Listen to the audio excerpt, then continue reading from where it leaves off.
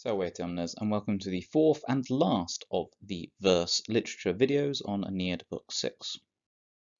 So, first bit, Anchises dixerat. Anchises had spoken. In the intervening time between sections 3 and 4, Anchises has been explaining to Aeneas how reincarnation works in Virgil's version of this mythology. So he had spoken, and he dragged his son, his Natum, and the Sibyl, Una, together en medios conventus, that is fourth declension accusative plural, into the middle of the gatherings, and to the sonantem, the noisy or making a sound, turbam, crowd.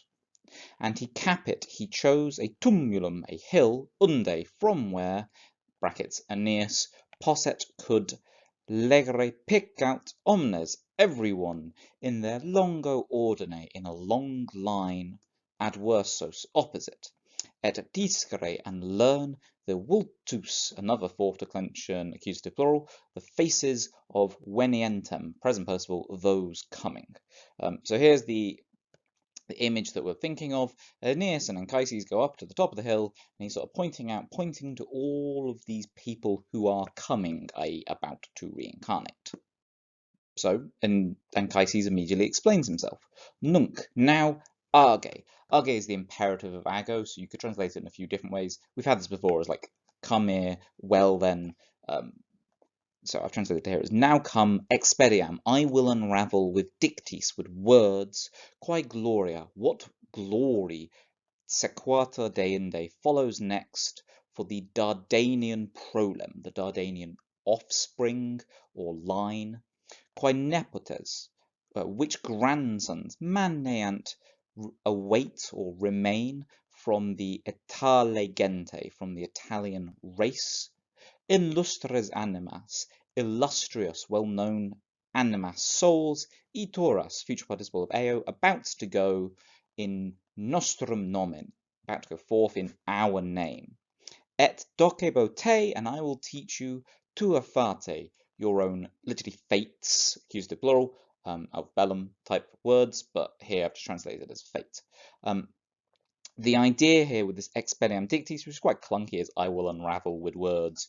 He's like imagining unrolling a scroll and sort of reading down what's going to happen, which obviously would be a bit more common for a Roman audience than nowadays. He's talking about the sons that are to come from Aeneas's line that started with the Dardanians, who theoretically had emigrated from Italy to this area around Troy. So let's talk about this hilarious family tree. Aeneas founds the city of Lavinium, named after Lavinia, his second wife, the daughter of a local Italian king. But after Aeneas dies, his first son, Ascanius, who is also known as Iulus, hence Julius Caesar, founds the city of Alba Longa. After Ascanius dies, his half-brother Silvius gets in control. But hold on, we're still in Alba Longa. What happened to Rome? Well, Silvius's great whatever down here grandson is Numitor. Numitor is the rightful king of Alba Longa, and after shenanigans, he gets kicked out, and his own grandsons, Romulus and Remus, actually do the heavy-duty lifting of founding Rome. Anchises basically talking about all these people in the section that's shortly to be missed out over here. He then basically just skips to Augustus Caesar and start picking him up after Caesar, and post our lines that we're going to be talking about. He also prophesizes a load of other famous Romans and basically gives Aeneas credit for like the entirety of the Roman race, even though, again, Aeneas founds Lavinium, which isn't even the city before Rome. So as I say, there's been a bit of a skip here whilst Anchises has been prophesizing Romulus and co, but now we're getting to the main action. Nunc flecte, now turn your Gemenas Achias, your twin pupils, i.e. your eyes, hook here, or to this place. Aspice, look upon, hanc gentem, this race, and tuos Romanos, your Romans. Bit pushing it on your Romans, but whatever, this is what we're dealing with. Hic, here is Caesar, is Caesar, almost certainly Augustus Caesar, not Julius. and omnis, and all the progenies, the offspring of the Julii, of Iulus. They are ventura, about to come, sub magnum, under the great axis of Caeli, of heaven. That is to say, these guys who are about to reincarnate and leave Hades and come under the axis of heaven, i.e. just underneath the open sky. So now we're going to get to Virgil really big-upping Augustus Caesar, who is on the throne at the time of Virgil writing, and this is why a lot of people was just saying thus the whole thing is basically just propaganda for Augustus Caesar. Hic vir, this man, hic this est is he quem whom audis you hear, Scipius so often promiti tibi, promised to you. Augustus Caesar, notice, start line, real big line. Genos, the son of the divine. Julius Caesar gets deified after death, so this phrase, son of the divine, basically means son of the divine Julius Caesar, who will condent, who will found a aurea sacula, a golden age, Russus again, in Latio, in Latium. Per aua, through the fields, quondam regnata, once ruled by Saturno, by Saturn. Complicated bit of mythological background here, but basically Virgil saying, look, this is the guy that we're really here to see. This is Augustus Caesar, who is going to really put the Romans on the map. He's going to refound the golden age in Italy. Anchises continue. Not only will Augustus Caesar rule Italy in a golden age, he will proferet an imperium, he will bring forth an empire, super beyond et Garamantes et Indos. Both the Garamantes and the Indians. The Garamantes were a tribe in India, and the Indos, oddly enough, it refers to India. So, yeah. The Tellus, the land, Jacet, which lies extra sidera, beyond the stars, extra vias, beyond the paths of the Anni and the Solis, of the year and the sun. Ubi Caelifer, why sky-bearing Atlas, Torquet turns on his umero, on his shoulder, the axem aptum, the axis, fitted with stellis, ardentibus stellis, with burning stars.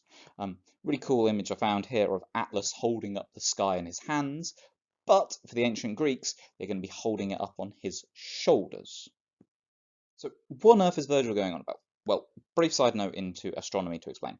The Greeks and Romans, putting complete shade upon some modern idiots, knew that the Earth was not flat back in the 4th century BC. Eratosthenes managed to calculate the diameter back in the 3rd century BC. But still a big problem here, because some of the stars, which are actually planets, seem to move really quickly, and dimmer stars, which are the actual stars, seem to not move much at all. So how do you explain this fact? The Greeks and Romans couldn't conceive of the enormity of the scale of our galaxy, which would explain the fact that some things are moving and some things aren't, because beyond your comprehension. So their answer is the Earth must be stationary, i.e. geocentrism, which of course stays around till Copernicus does his thing.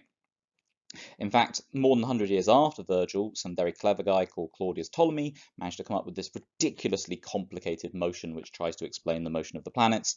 But short version, they didn't quite know how it all fitted together, so they had to take some guesses.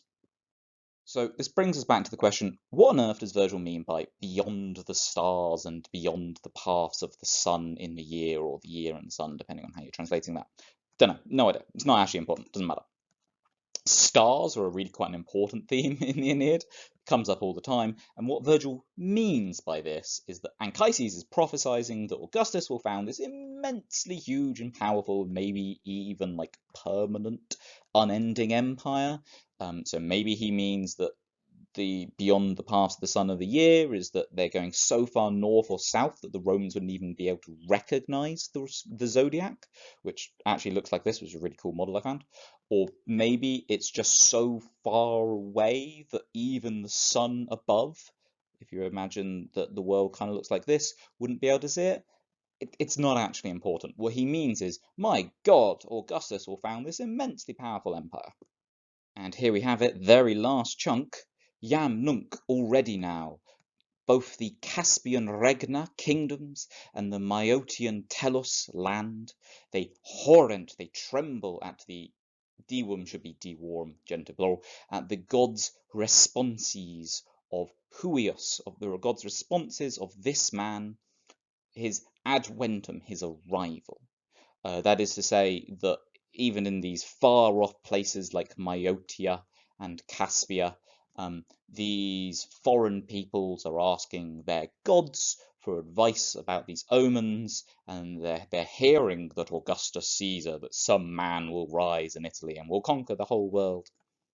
So et ostia, the mouths, the trepida ostia, the restless mouths of the Septemgemini Nili, of the seven-branched Nile turbant, are disturbed.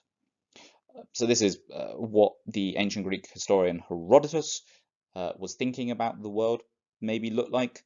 So basically Virgil was saying, places way away would all be hearing about Augustus Caesar's arrival. And in fact, we can map it a little bit. So the Garamentes are down here in Africa. The Indians are just to the Romans, this vague idea of over here. The Maeotian land or lake or something is up here. The Caspian kingdoms is somewhere over here. The seven-branched Nile, it refers to how the Nile splits into the Nile Delta as it gets closer to the Mediterranean. So Virgil has no idea where loads of these places are. He maybe left Italy, he probably went to Greece at some stage, but he did not go to, India or the Caspian lands. So he's just talking about these places that are super far away would hear about Augustus Caesar. And there you have it. That is the end of section 4. Notice that it's broken up into two distinct chunks. Both of them are relatively small, so I've just done it in this one video. Very much the climax of this section of the verse literature, all building up to this promised golden age of Augustus Caesar, who is currently ruling the Rome and the Roman Empire more broadly. We can obviously be looking for here to see how Virgil really emphasizes the glory that will follow. And you can imagine for Aeneas, as he's standing there and listening to his father prophesizing some guy who is literally more than 1,000 years into the future, he might be quite impressed to hear that his descendants would eventually rule this enormous empire. Anyway, hope that helps. Thank you very much.